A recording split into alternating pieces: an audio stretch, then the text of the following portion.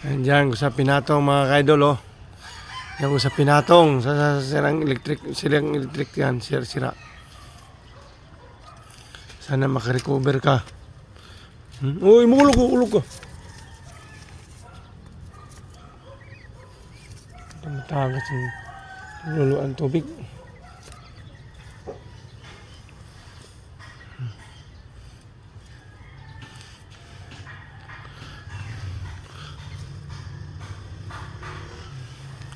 Sana makarecover ka dyan, makarecover ka, at makabalik ka sa iyong pinanggalingan.